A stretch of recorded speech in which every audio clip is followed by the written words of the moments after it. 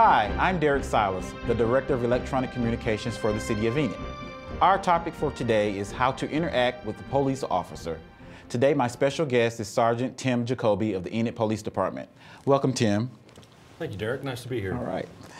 Just going right into it. We know that the job of a police officer is really tough. You know, they put themselves on the line all the time, and it's very dangerous. How should a person respond when an officer stops them in the car? I mean, should they put their hands on the wheel? Should they get out of the car? Tell us, what should they do? What's the expectations? Well, to start at the beginning, you know, when you see the lights behind you, and you're certain the first thing to do is pull to the right-hand side of the road. Okay. That being said, you want to make sure that there's no other traffic or obstructions. You know, we don't want to get you into a collision. Right. When all we want to do is pull you to the side of the road and take care of whatever business we have. Okay. So, you know, once you find a safe place to pull over, the expectation is that you would have your driver's license and your insurance forms ready for us. Okay. We would really appreciate it if you would roll your window down and keep your hands preferably on the steering wheel, or somewhere where we can see both of your hands. If it's at night, and it's especially in an area that's not lit well, if you could turn on your dome light inside, that would be a tremendous help to us too. And that really just puts us more at ease because we can see into the car from a distance. And you know, when we walk up to approach you and we can see their hands on the steering wheel or on their lap, well then, you know, we know that they don't have a weapon or they're not going to be armed or have any intention of hurting us. And so, you know, it helps to put the officer at ease. Okay. Now, I carry a concealed weapon license for the state of Oklahoma. I know the Highway Patrol State Department requires you to show it to the officer. What about the city police? Is it a requirement? Yes, sir, it is. And actually, it's a state law, so that would be required anywhere in the state of Oklahoma, regardless of what law enforcement agency you're contacted by. If you're a permit holder and you have a firearm with you, then as soon as you're contacted by the police, you're obligated to notify them by, you know, verbally and also showing them your permit. Okay. We also know that there have been incidents in the United States and different countries, whatever, of people impersonating officers. What are some tips to identify a official officer? Well, that's a good point, and thankfully we haven't had a whole lot of that in Enid. There have been a couple instances. Primarily, does it look like a police car? You know, our cars are very well marked, and we've got lights all over them. It says in big letters, Enid Police, and that's going to be your first clue that it's a real officer. There are occasions, though, where some of our unmarked, you know, cars that the detectives drive and some of the administration may have a reason to affect a traffic stop. So, and those guys may not be dressed in uniform, but typically it's going to be a marked police car. It's going to have all of the decals, the lighting that you see everywhere running around in Enid. We're going to be dressed as I am in a City of Enid police uniform. So you should be relatively certain that we're the police at that point. I mean, if you're not under those circumstances, all of the officers carry ID, and so you know, it'll be a police ID that says City of Enid, identifies the officer by name, and there's always the option to call in to the dispatch area. And I wouldn't recommend calling 911 necessarily, unless you feel like this is an emergency situation. But all you have to do is get in touch with somebody at the police station and identify. And usually the best way to do that is by name. You could ask the officer their name, verify with the dispatcher that that's actually a police officer. And when we make traffic stops, we always call in. The dispatcher's always aware of our location. So it'd be as easy as saying, you know, I'm stopped at this location. She can check the screen and say, yes, there's an officer called out on a traffic stop there. You know, and our unmarked cars that I mentioned with the detectives and the administration, they're still going to have a badge. They're still going to have ID. You know, they're probably going to be dressed in a suit and tie and not a regular police uniform. But they will have those credentials, and they will still check out with the dispatcher, so the dispatcher can still confirm that that's a legitimate police officer. Okay.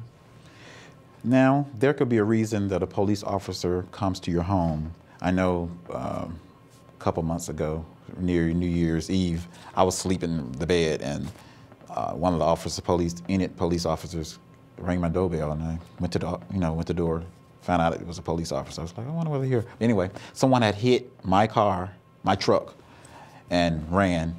I think they were drunk or something, and so he was like, I just want you to know your car has been hit. One of your neighbors reported it, and we have the piece of the car of the other person who did it or whatever. So, sometimes you may be intimidated or you feel, afraid or whatever. You see a police officer, it's natural, or come to your home. So what are you guys expecting from us when you come to our home?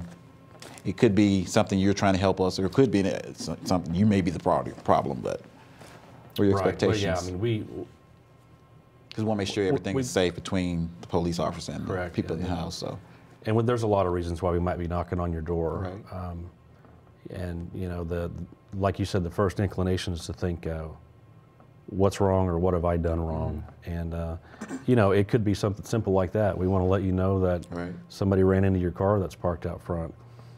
Something may have happened down the street, and we'll typically go knock on everybody's door in a radius of the area of a crime, just to see if anybody's seen anything. So there's a lot of reasons why we may be coming over, and if we're there and you invite us into your house, it's kind of the same things with a traffic stop per se. I mean, we'd ask that you, if you're armed, please let us know. Right.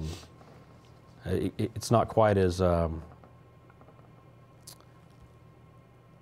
important, I'd say, to keep your hands, where we can see them. It doesn't have to be an uncomfortable situation between the officer and the homeowner.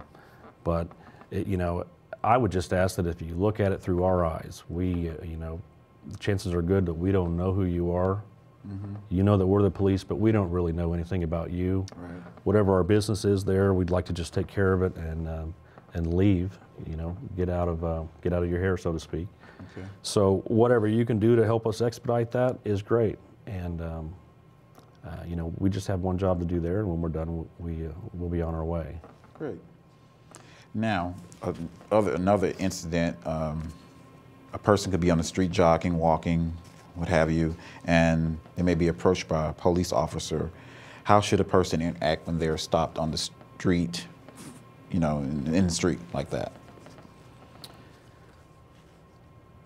Well, we should, initially when we approach you, we're going to start out a conversation, I guess, as normal. There'd be a lot of reasons why we'd want to talk to somebody walking in the street. In terms of safety, again, we probably don't know who you are. Right. We would prefer that you keep your hands out of your pocket, just in case, just so we don't feel uncomfortable and wonder whether you are armed. If you are armed with a firearm, that'd be another occasion where you'd be required to tell us that you're a permit holder and that you're carrying a firearm, and you'd show us your permit.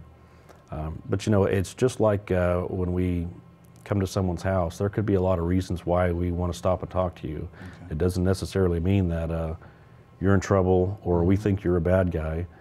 It could be the same situation where there was a crime that occurred near that area, and we just merely want to see if you saw anything that could help us out. We may be looking for a red four-door car that just drove through the area, leaving some kind of a burglary, and we just want to know, hey, you've been out walking, have you happened to see a red four-door car? It could be something as simple as that. And there are a lot of occasions where we'll get called by a neighbor who sees somebody walking in their neighborhood, and they don't recognize them as being from the neighborhood. And so to them, that's suspicious. Right. And they'll call us and ask us to go out there and make sure that there's nothing criminal going on. Well, this could just be the random person that's walking through that neighborhood and absolutely doing nothing wrong. Right. And they may feel that we're being accusatory. Everybody has a right to walk down the street, certainly, and we know that. But we have a concerned neighbor that, for whatever reason, thinks you're up to no good, and so we have an obligation to that neighbor too to come out and make contact, and just to make sure everything's okay, and then we move on. Okay. Because it could actually be a person with criminal activity. It You never know. So. Certainly could be. Okay. Now, we know officers have to handle every situation with caution, but also the suspect has to feel safe also. If you're arresting a person, what do you expect from them, and how do you handle that situation? What should they do to show that they're going to cooperate? What they should do is just follow instructions. Follow whatever the instructions the officer is giving you. That officer has an obligation to make sure that they don't intentionally put you in danger during an arrest situation if you follow their instructions. So my advice would be is just to follow instructions and don't resist, and the matter will be taken care of faster and easier that way. You know, it's important to note there are occasions when people get arrested, just like there are occasions when people get issued traffic tickets. And, you know, the time to argue the validity of that is not when the ticket's being issued or when the arrest is occurring. The time to argue whether the validity of the charge is in court. That's why everybody has the opportunity to plead their case in front of the judge, and the judge is the third party who looks at the totality of it and determines whether this you know, a crime legitimately occurred. So to argue with the officer about it on the scene or at the time of the incident really doesn't do that person any good. And generally it just tends to cause more problems. If you feel it was unjust and you're unhappy with it, then you certainly have the right to address all those in court, which is the proper place for that. Now, on a different note, same topic, if you feel like the officer was, you know, unprofessional or conducted himself in a way that he shouldn't have, did something inappropriate, then the time to address that wouldn't really be right then and there with the officer. It's going to be as soon as you have the opportunity to contact a supervisor. Okay. And, you know, you can do that by phone. You can come by the police station. You can even tell the officer that you'd like to speak to a supervisor, and whatever issue you had with that particular officer, you can address that with the supervisor, and that goes a lot further than, again, arguing the point to the officer at the time. Okay. Do you have any other tips for us how to interact with police officers? Just a big general one, and that is, you know, we're people too. We have a job, right, just like everyone else, and we have good days and bad days, just like everyone else. I just ask that, you know, as citizens of the community, and we're citizens too, we just would appreciate it if you would look at whatever the situation is through our eyes, and try to be empathetic with our position in the scheme of things. You know, when you have an incident involving the police, before you jump to conclusions, I would appreciate that you take a look at the situation from our perspective also, and I think that that's only fair. Okay. Well, thank you for joining me today. Anytime. Thank you. Appreciate the tips, and thank you for joining us. I hope that I've learned a lot today, and I hope you've learned a lot too. Be safe and have a blessed day.